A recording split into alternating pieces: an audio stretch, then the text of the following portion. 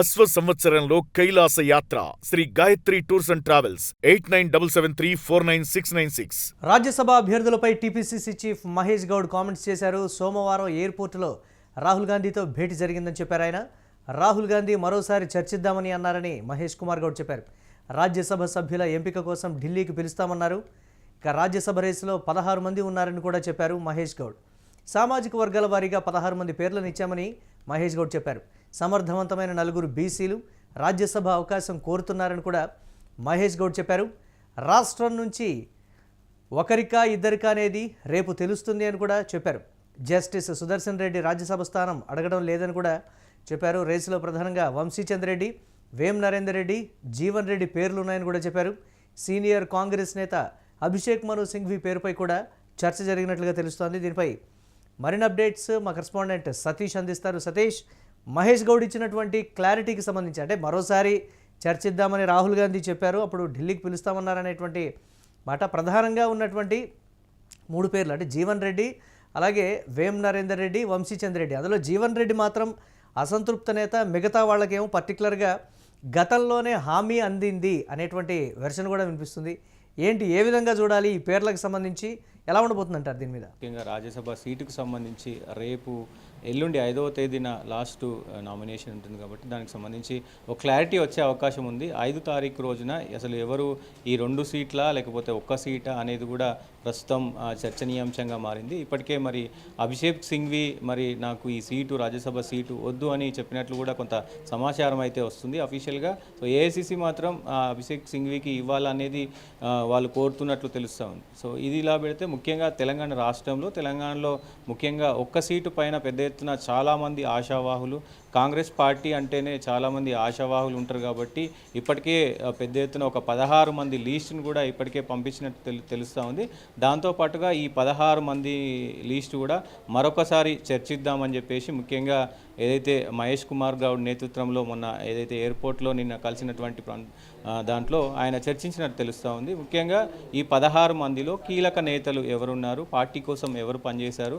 So ఒకవైపు రెడ్డికి సంబంధించినటువంటి సామాజిక వర్గం కావచ్చు, అలాగే బీసీ డిక్లరేషన్లో భాగంగా ముఖ్యంగా బీసీలకి మరి ఇప్పుడు ఏమైనా వచ్చే అవకాశం ఉందా? మరి బీసీ డిక్లరేషన్లో ముఖ్యంగా న్యాయం జరగాలంటే మాత్రం ఈ రాజ్యసభ సీటు ఒక్కరికైనా మరి బీసీలకు ఇవ్వాలనేది కూడా ఒకంత చర్చ జరుగుతుంది. దాంట్లో ముఖ్యంగా కొంతమంది పేర్లు వినబడతా ఉన్నాయి. లేదు మరి రేవంత్ రెడ్డికి ఇటు అధిష్టానానికి అత్యంత సన్నిహితులైనటువంటి వేం నరేందర్ కావచ్చు, ఇట్లా ఇంకా వీరందరూ కూడా ఉన్నారు. సో మరి వంశీచంద్ రెడ్డి కావచ్చు, అలాగే జీవన్ రెడ్డి అసంతృప్తిలో ఉన్నటువంటి జీవన్ రెడ్డికి కావచ్చు. కీలకంగా జీవన్ రెడ్డి సామాజిక వర్గం అయినప్పటికీ కూడా జీవన్ రెడ్డి మరి ఏదైతే జగిత్యాలకు సంబంధించినటువంటి కీలక నేత, దాదాపు సుదీర్ఘకాలంగా పార్టీకి సేవ చేస్తున్నారు, పార్టీకి లైన్లో పనిచేస్తూ ఉన్నారు. ఈ మధ్యకాలంలో కొంత విమర్శలు ఉన్నప్పటికీ కూడా సో ఆయన పార్టీని కాదని ఏది చేయడు కాబట్టి మరి ఆయన సీనియారిటీ, ఆయన పార్టీకి చేసినటువంటి కృషితో మొత్తం కూడా మరి ఏమైనా ఆయనకి ఇచ్చే అవకాశం ఉందా, లేదంటే వేం నరేందర్ రెడ్డికి ఇచ్చే అవకాశం ఉందా?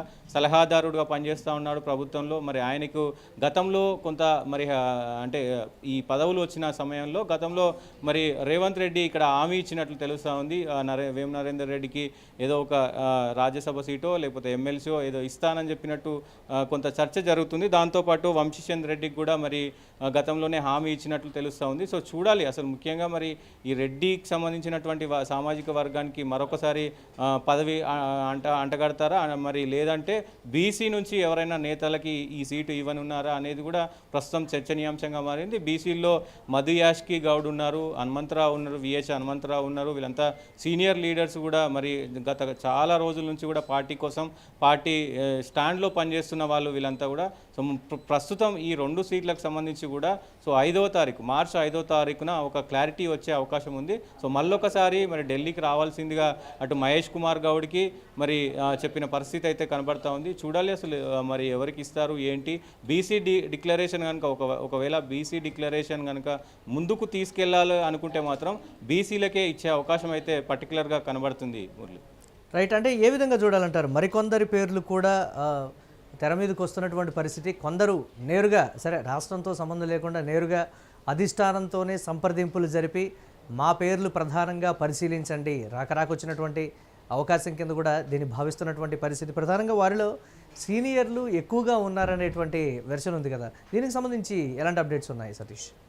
డెఫినెట్గా చాలామంది ఈ రాజ్యసభ సీటు కోసం పోటీ పడుతూ ఉన్నారు. అంటే పార్టీ లైన్లో పార్టీ కోసం పనిచేస్తున్న వాళ్ళు సీనియర్ నేతలు ఓన్లీ 16 మంది ఉన్నారు. కానీ లోబియింగ్ మాత్రం దాదాపు వందల సంఖ్యలో 50 సంఖ్యలో ఆ మాత్రం కూడా ఉంది అని చెప్తా ఉన్నారు. చాలామంది కూడా వెనుక పైరవీలు చేసుకుంటూ ఉన్నారు. డైరెక్ట్ నేరుగా ఢిల్లీ ఏఐసిసితో టచ్లో ఉంటా ఉన్నారు. కొంతమంది కీలక నేతలు టచ్లో ఉంటున్నారు. సో ఇట్లా ఎవరి పైరవీలు వాళ్ళు చేసుకుంటా ఉన్నారు. రేవంత్ రెడ్డితో కొంతమంది పైరవీలు చేసుకుంటా ఉన్నారు. దాంతోపాటు మహేష్ కుమార్ గౌడ్తో, ఎందుకంటే ఏఐసిసికి అత్యంత సన్నిహితంగా ఉండేది టీపీసీసీ కావచ్చు. సో ఆయనతో కూడా కొంతమంది మరి పైరవీలు చేయించుకుంటా ఉన్నారు. ముఖ్యంగా పార్టీలో పనిచేసిన వాళ్ళు కొంత మరి మాకు సపోర్ట్ చేయాలి అని చెప్పేసి కూడా మహేష్ కుమార్ గౌడ్ని కోరినట్టు కూడా తెలుస్తూ ఉంది. సో ఇట్లా రకరకాలైనటువంటి అంటే కాంగ్రెస్ పార్టీలో ఈ భావజాలం ఉంటుంది కాబట్టి, అంటే అడిగే స్వేచ్ఛ ఉంటుంది. నాకు ఆ పదవి కావాలి, నేను ఆశిస్తూ ఉన్నాను, పార్టీకి నేను ఇంత కష్టపడ్డాను, నేను ఇది చేశాను అని చెప్పే అవకాశం ఉంటుంది కాబట్టి, సో పార్టీ పరంగా పార్టీ సిద్ధాంతాల పరంగా అయితే చాలామంది ఆశావాహులు. సో అంటే కమిటీలో ఏదైతే ఈ రాజ్యసభకు సంబంధించినటువంటి కమిటీలో ఇప్పటి వరకు 16 పేర్లు అఫీషియల్గా వాళ్ళు నమోదు చేసుకున్నప్పటికీ కూడా అన్అఫీషియల్గా దాదాపు 50 మంది సంఖ్యలో కంటే ఎక్కువ కూడా ఈ మొత్తం కూడా వ్యవహారం నడుస్తుందని చెప్పుకోవచ్చు. మరి చూడాలి ఎవరికి ఇవ్వబోతున్నారు ఏంటి అనేది కూడా ప్రస్తుతం ఒక సెన్సేషనల్గా మారిన పరిస్థితి కనబడతా ఉంది. అంటే సుదర్శన్ రెడ్డి రాజ్యసభ స్థానం అడగడం లేదని కూడా మహేష్ గౌడ్ క్లారిటీ ఇచ్చినటువంటి పరిస్థితి ఉంది కదా. అలాగే రాష్ట్రం నుంచి ఒకరికా ఇద్దరికా అనేది కూడా రేపు తెలుస్తుంది అనేటువంటి మాట చెప్పారు అని అంటే మొత్తం అధిష్టాన నిర్ణయమే తప్ప ఇక్కడెక్కడా కూడా రాష్ట్రానికి సంబంధించి ఈ పరిస్థితులు ఉన్నాయి, వీటి గురించి ఆలోచించండి అని చెప్పే సిచ్యువేషన్స్ కూడా లేవా అనేటువంటి ఒక మాట కూడా వినపడుతుంది. ఈ కోణాలు ఎలా చూడాలంటే సీనియర్లు స్పందిస్తున్నారు దీని మీద? ఇప్పటి వరకు అంటే జీవన్ రెడ్డి, మధు యాష్కి గౌడ్ అంటే మొత్తం కూడా గతంలోనే వీళ్ళు రాజ్యసభ సీటు ఖాళీ అవుతుందన్నప్పుడు తెలిసినప్పటి నుంచే దాదాపు మధు యాష్కి గౌడ్ కావచ్చు, జీవన్ రెడ్డి కావచ్చు, మన జగ్గారెడ్డి కూడా వెళ్ళి అక్కడ నేరుగా జగ్గారెడ్డి సిఫార్సు చేశారు జీవన్ రెడ్డికి రాజ్యసభ సీటు ఇవ్వండి అంటూ కూడా. సో అది ఈ 2 సీట్లు కూడా తెలంగాణ నుంచి ముఖ్యంగా ఈ నిర్ణయం అనేది రాజ్యసభ సీటు కాబట్టి ఈ నిర్ణయం అనేది మొత్తం కూడా ఏఐసిసి స్థాయిలో ఉంటుంది కాబట్టి ఏఐసిసిలో కూడా ముఖ్యంగా ప్రస్తుతానికి ఈ ఏదైతే జూబ్లీ హిల్స్కు సంబంధించినటువంటి ఎన్నికల తర్వాత అలాగే సర్పంచ్ ఎన్నికలు, మున్సిపల్ ఎన్నికల్లో కొంత విజయం సాధించి సక్సెస్ఫుల్గా రాష్ట్రాన్ని ముందుకు తీసుకుపోతున్నారు. దాంతోపాటుగా దాదాపు 2.5 సంవత్సరాలు సక్సెస్ఫుల్గా ప్రభుత్వం ముందుకెళ్తుంది కాబట్టి కొంత అవకాశం ఉంటుంది. టీపీసీసీ చెప్తే వినే అవకాశం ఉంటుంది. రేవంత్ రెడ్డి ఎవరి పేరునైనా ప్రధానంగా సూచించే అవకాశం ఉంటుంది కాబట్టి, సో అట్లా ఏఐసిసి ఫైనల్ డిసిషన్ ఏఐసిసి తీసుకుంటుంది. కానీ ఇక్కడ కొంత వీళ్ళు కూడా అంటే రాష్ట్రంలో విజయాలకు మొత్తం కూడా ఎన్నికల విజయాలకు వీళ్ళు ముఖ్యులు కాబట్టి మహేష్ కుమార్ గౌడ్ అలాగే రేవంత్ రెడ్డి, బట్టి విక్రమార్క వీళ్ళు సిఫార్సు చేసిన వాళ్ళ దాంట్లో కూడా ఎవరికో ఒకరికి వచ్చే అవకాశం కూడా కనబడతా ఉంది. కాకపోతే ఏఐసిసిలో డైరెక్ట్గా టచ్లో ఉన్న వాళ్ళకి కూడా మరి వచ్చే అవకాశం ఉంటుంది. ఎందుకంటే మల్లికార్జున్ ఖర్గే కావచ్చు, డీకే శివకుమార్ కావచ్చు, రాహుల్ గాంధీతో నేరుగా కలిసి మాట్లాడే చాలామంది సీనియర్ నాయకులు ఉన్నారు. ఆ సీనియర్ నాయకుల్లో మరి ఎవరికి వచ్చే అవకాశం ఉంది అనేది కూడా రేపు 5 తారీఖు రోజున సో ఎవరికి రాబోతుంది ఏంటి అనేది కూడా ఒక క్లారిటీ వచ్చే అవకాశం అయితే కనబడతా ఉంది.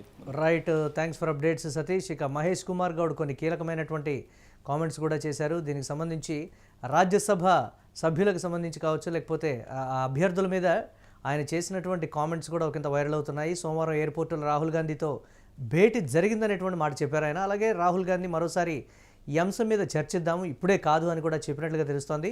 రాజ్యసభ సభ్యుల ఎంపిక కోసం ఢిల్లీకి పిలుస్తాము, అప్పుడు మాట్లాడదామని చెప్పినట్లుగా కూడా తెలుస్తోంది. రాజ్యసభ రేసులో 16 మంది ఉన్నారని ఆయన క్లారిటీ ఇచ్చారు. సామాజిక వర్గాల వారీగా 16 మంది పేర్లను ఇచ్చామని కూడా మహేష్ గౌడ్ చెప్పారు. సమర్థవంతమైనటువంటి 4 బీసీలు రాజ్యసభ అవకాశం కోరుతున్నారని కూడా మహేష్ గౌడ్ క్లారిటీ ఇచ్చినటువంటి పరిస్థితి.